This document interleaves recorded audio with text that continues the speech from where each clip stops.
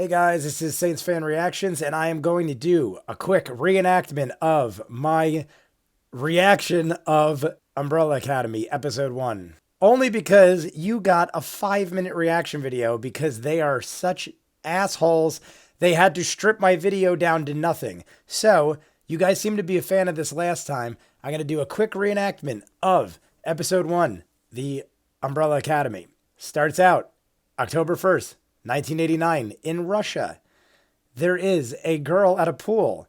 I don't know if we know who this girl is. She is the mother of one of our main characters, I'm assuming. Kisses a boy, jumps in a pool. Next thing we know, she floats to the surface and she has got a round pregnant belly. The whole pool starts to fill with blood and everyone screams and yells. They pull her out of the pool and she immediately gives birth. When we saw her on the surface, she was skinny, lean, fitness swimmer. Had no baby. Next thing we know, she comes out giant belly, pregnant, boom, baby comes out. We then hear a voiceover that says, on this day of October 1st, 1989, 43 women immediately got pregnant. They were not pregnant before they started. They just got pregnant on the spot, and so begins the tale. Some rich billionaire guy, I can't recall his name, but that's the point of these. I'm not supposed to know on episode 1 everybody.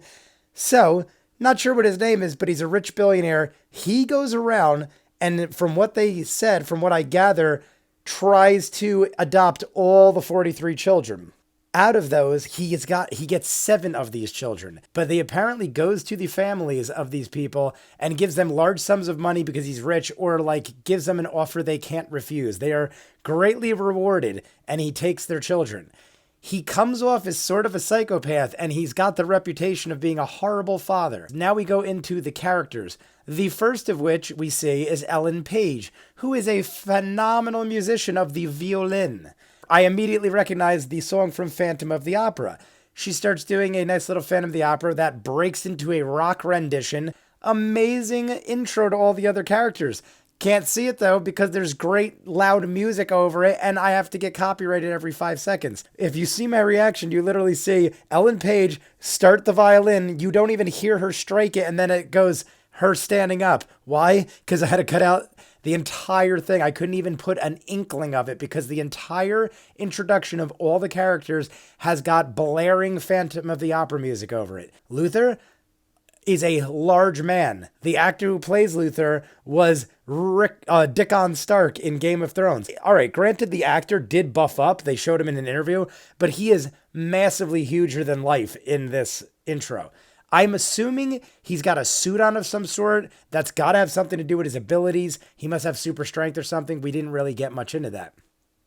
Next up, we see Diego, who I think is the worst of the group. He's got a horrible costume. He's got just a weird demeanor. Like he's got sarcasm and attitude, but all in all the wrong ways. I do not like Diego at all. Diego is my least favorite. I even think, unless it's intentional for the show, I even think the actor playing him is the worst of all the actors of the 7 kids. He's a good guy, though. He's not a bad guy. He saves a family that is being kidnapped. I can't knock him for that. All right, you did a good deed. But I still could hate on him the least of all the characters. The whole sarcasm, he acts like a friggin' douche. You got Klaus. I think Klaus, someone told me, is the lead singer of My Chemical Romance or something to do with My Chemical Romance. Maybe I'm completely wrong, but he looks like he'd be from that kind of band, so I'm going to go with Klaus. Dig Klaus. Klaus is a cool dude. He's a little over the top, but I don't mind it too much. Maybe dial it down a little, but I'm assuming that's for the sake of the show, intentionally done. So I can't knock the actor. He does a good job. He does what he's supposed to do. He's a drug addict, alcoholic. He's got his coin. Bink, the guy flips up a coin. He's in AA or something. I'm assuming he's got all the above because at some point soon after, we see him go to an alley and he scores some drugs as soon as he leaves the facility of rehab. Allison looks like we are unaware of what her powers are, but she is on a red carpet event with a million paparazzi around. So I'm willing to guess she is very famous for something, singing, acting, what have you. We now go on and we find out Ellen Page, who is Juno, is the last of our characters to be introduced through this montage, and she is the violin player. We don't see any powers though. We do, however, see that they are all focused around a television or some sort of news feed that tells them their billionaire father, who they all seem to hate, dies. Now, as they're watching this, Klaus is awakened from what appears death. It seems like he overdosed on drugs and died, and he awakens, and the EMT guy that's with him is like, high five, did it again, like as if to be like Klaus could die or Klaus can't die. We come to find out that over time, there are pictures in the house, and some of the kids vanished. Of the 7 he adopted, some of them start to vanish. As they get older, more vanish. Up until now, I think there's 5. So 2 of them vanished, or maybe, 2 of them vanished. And the pictures in the hallway when the intro is starting formulate this. We now see Ellen Page walk into the house. All 5 of the people in the intro are now in the house. Ellen Page confronts Allison. They all make a comment as to she left a while ago. Vanya has not been around for a while. Diego walks by when she's hugging Allison, and Diego makes a comment and says, you had a lot of nerve coming back here. Allison is like, come on, can we stop this? Their father's dead. Let's let bygones be bygones, at least for now. Everyone retreats to their rooms. We find Vanya, Ellen Page, goes to the library, is looking around the house. There is a book, autobiography that she wrote about her growing up in the house, I'm assuming. It shows her as a small child, and we find out that she is number 7. As she's reading the book, we see a talking monkey named Pogo, Dr. Pogo. And he apparently seems to have been their caretaker. It appears that they grew up with him, that Pogo knows all about them, and he seems to be a caring figure, sort of like a fatherly figure, because the so-called father figure was kind of a douche from what we gather. Mother, to me, right off the bat, looks very robotic. She tries to get the kids and the father to interact more. The kids seem like they want to take part in their father's dealings, and the father has nothing to do, wants nothing to do with it. I don't know if it's because he truly is just a scumbag and a piece of crap, or if he's so busy and he's got so much on his mind that I've seen movies like that where some guys are just so wrapped up in themselves, they don't realize what they're doing and what they're saying to people or how it's affecting the youth. So now we follow a couple of the characters around the house. We see Luther is kind of searching around, trying to find out evidence to why the father's dead. He does some research, finds out that the father has a monocle, and the father never was without the monocle, and the monocle was missing when the body was found. Diego walks in the room. You could see they don't have a good rapport. He's kind of mocking Luther, oh, you look like you bulked up, blah, blah, blah, blah. Douchebag. I hate him. I don't like Diego in any way whatsoever. Literally hate him. So Diego says that he scouted out the area and he knows that everything is as it is and the father just died, whatever. Seems like he could be covering something up. Maybe he had something to do with the death. We don't know, but I don't like him at all. Then we find Klaus searching the father's office, stealing heirlooms, trying to sell them probably for drugs because he needs money or whatever. Allison and Luther seem to get along. Allison wins points in my book because she immediately says, do you see Diego's outfit? He looks like a douche. Something along those lines. So Allison scores points because I've been saying it the whole time that Diego looks like a fool in that outfit. Now there's a flashback. They show them as kids about 17 years ago, and there is a bank robbery. And we then unravel all the kids' powers quickly in another loud music montage that I couldn't show anything. It is edited so horribly in my video because I had to cut out everything because they like to put songs to everything that is important in the show that I can't show. Allison, as a child. Allison ability appears to be rumors. She whispers in your ear, hey, I heard you shot your friend. You immediately assume the rumor to be true or have to act out said rumor. And the bank robber guy blows his friend's foot off. They all start attacking each other. Then Luther comes sprinting in, jumps out through the ceiling, lands down, grabs one of the guys, throws him 100 feet through the window, shatters, falls, and we see that he has superhuman strength and durability, and he can withstand a lot of damage because he jumps through a window and hits the ground. He's a tough dude. Diego comes flying in. He's a knife guy, and he seems to be very quick and martial arty. Number 5, who we haven't seen in present day at this point. Number 5 could teleport. He basically has teleportation, could do whatever he wants, and he seems to be somewhat of a skilled fighter as well.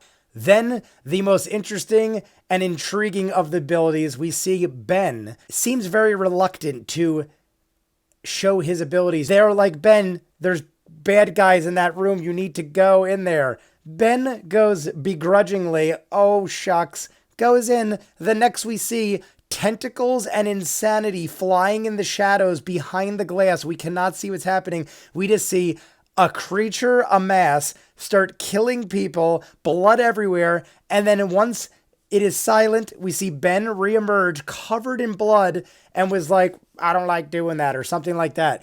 Ben has the ability to turn into a crazy ass creature and murder everybody. They save the day. They all walk outside, and the rich billionaire on camera, because there is camera crews everywhere, basically introduces the Umbrella Academy. They all meet up in present day now in the living room to talk. Luther truly believes that one of them has potentially killed the father. He doesn't flat out say it, but someone calls him on it, and he doesn't say no. So begins a montage to I Think We're Alone Now, which lasts a good 5 minutes. So yet again, that entire scene I could not add because it is loud and blaring over the entire scene. There is a great little thing of all them dancing like cheese balls. And then they did a great shot where they zoomed out of the house and you could see them all in their respective bedrooms doing their own little dance to that song. Great scene. You'll never see it, for me at least. You'll never see it with me because Netflix wants to be original-wise shitheads. All of a sudden, right towards the end of the dance, we see lightning flashing. Everyone's freaking out. They run outside. Number 5 just randomly appear, but he is still a child, but now in present day where they're all grown up. Now they all go outside to have the funeral for their father. They're all there now except Ben. We still have not seen present day Ben. They go outside. They have the funeral. Luther and Diego have more words. You cannot tell me that Luther has superhuman strength when he was a child. It is probably magnified 20-fold at this point. He was able to throw a grown man 100,000 feet through the skylight of a bank as a child. Now you have him fight Diego, and he is punching Diego in the solar plexus, and Diego's just like bap, bap, bap, bap, bap, like Jackie Channing around him, like doing martial arts.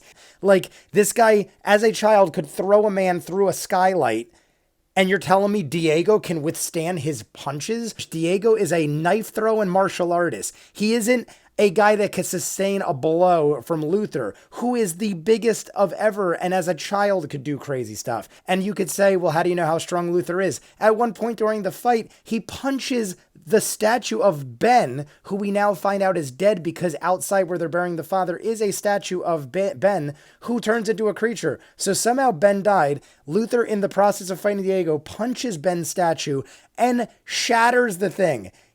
Without even hurting himself. So if you could punch a statue made out of solid metal and shatter it without even flinching, then Diego should have broken immediately. Basically, the billionaire guy wasn't a good guy. He basically has the children get tattoos at youth of the Umbrella Academy and then puts electrodes to their brains and basically doing experiments on them as young as infants, all the way through their teenage years and everything else. Even when they rob the bank, Ellen Page is the only one that isn't in the bank. She's up on the roof and she says, why can't I join them? And he says, well, you know, because you're nothing. You suck. You have no abilities. Which immediately makes me think back to X-Men's Jean Grey.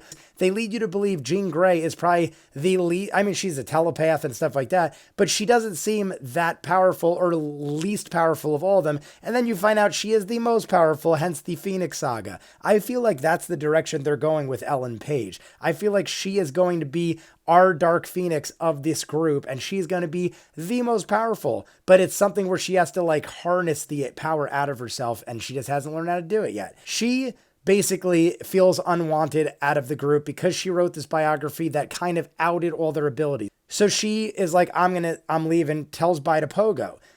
I don't know if this means anything at all, but Pogo walks her to the door and kind of gives like a look and just stares a couple seconds too long for my liking. I love Pogo. I think it's a great thing. He looks just right out of Planet of the Apes, like the new ones, like Very good CGI. I really dig it. And I dig the character, making me think that for some reason, Pogo has something to do with it.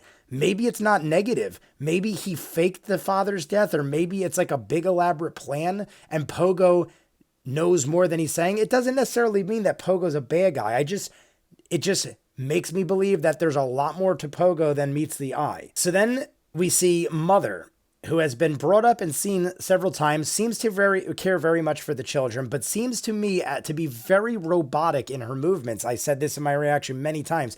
Mother is always too happy. She's almost like programmed. She goes and sits down, and in comes a wire and boop, plugs into her head. She is a robot, or like some sort of AI ex machina type thing. For all I know, Pogo is controlling her now. Maybe Pogo is evil and is controlling her, or maybe Pogo isn't evil and it's all a big facade and the guy's not, the billionaire father is alive, and I don't know. There's a lot more going on than meets the eye. Number 5. He, for some reason, is dying for coffee. He needs to get coffee. All of a sudden, in walks a group of people who appear to be time-traveling assassins hunting down number 5. He does not seem to be scared in the least. 40 plus years of intelligence and experience that he gained from traveling through time. So he is far superior to, in my mind, than anybody else, and also has one of the most, if not the most powerful abilities that we've seen yet. He proceeds to take them all out with ease. But yet again, the entire Istanbul is Constantinople song plays over it. Not just like bits and pieces. A blaring rendition of Istanbul and Constantinople. Awesome scene. Great choice of song. But way too loud and caused me to not be able to show one single second of it. Maybe he just does enough to get away. No, he goes around and snaps everybody's neck just to make sure they are dead. So after he kills everybody in Giddy's donut shop, he goes over to the counter, slices open his arm, and pulls out a transmitter. Leads me to believe that he intentionally drew them there to that point in time so they'd be there. After the donut shop scene, we see Diego, and out drops the Monocle. Now, Diego, I've already hated from the minute I saw him, and I hope he is the bad guy because then I'm happy I hate him. But it has been said the Monocle was missing. Why does Diego have it? In episode 1, you don't reveal your killer. So I feel that Diego found the Monocle and for some reason won't tell Luther or anyone else in the house unless he is involved. But I feel like that's too easy and that's too soon of a reveal. While this is going on, we see Klaus in the back seat, and he's talking to a hooded figure that looks Asian. I'm assuming it is Ben, but he does not speak. And then we are told from earlier that they wanted Klaus to speak to the father's ashes. So I'm like right away like, oh my God, is that Ghost Ben? Lo and behold, Diego jumps in the car. We see that Ben isn't really there. Only Klaus could see him. But Diego sort of knows that Klaus is talking to him. So they must understand his ability. They must know that it really is real. And he's assuming Ben is sitting back there. But none of them can see him except Klaus. So Klaus is basically communicating with Ben. We still have no idea what happened to Ben, why Ben is no longer with us, but Ben has some crazy power I'd really like to know about. And Klaus has an awesome power, supernatural. He could see ghosts, talk to ghosts. So then the last scene before the credits roll, we see 5 go back to meet Ellen Page. Vanya, 5 proceeds to tell her, I went back to the future, and in 8 days, the world ends. I don't know why, I don't know how, but we have 8 days to figure it out. And I'm guessing he spent all that time in the future trying to figure it out and couldn't. So I guess his only choice was to return back to present day and with the help of his superhero siblings, figure out how to stop the end of the world. I feel like there's a lot more to everything. Granted, this is episode 1 and we don't know. That was how episode 1 ended. So, based on that, my favorite characters are number 5 is probably my favorite. I really dig Luther. Very interested in his powers. How strong does he get? Why is he so big? Is he wearing some sort of suit that harnesses his strength or magnifies his strength? If so, why didn't he kill fucking Diego? Diego's a piece of shit. I hate Diego. Diego is a sword-throwing martial artist, but he's got attitude in all the wrong places. His costume is stupid. He's got sarcasm. Oh my God, everything about him I dislike.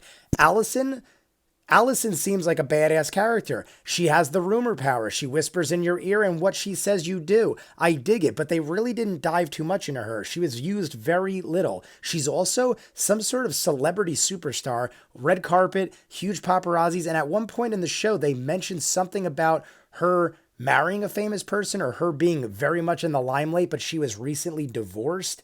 And she made a comment how she hasn't used her abilities in a while because she didn't like what happened. Is the outcome like always negative? Led me to believe that she cannot control it, meaning that she will say something hoping for the one outcome and another thing happens and it's always bad. Klaus, loving Klaus, he's a little over the top right now, but hey, love is power. I very much believe in ghosts. So I dig that whole thing talking to spirits, and I dig that the rest of the people know that he does. And then we got Ben, who turned into some Kraken type octopus creature flapping around murdering everybody. But Ben is the only one who has apparently died in this group besides the father, who I don't even believe that to be true. And then last but not least, we have Pogo, the doctor monkey, who I feel has got a lot more up his sleeve too.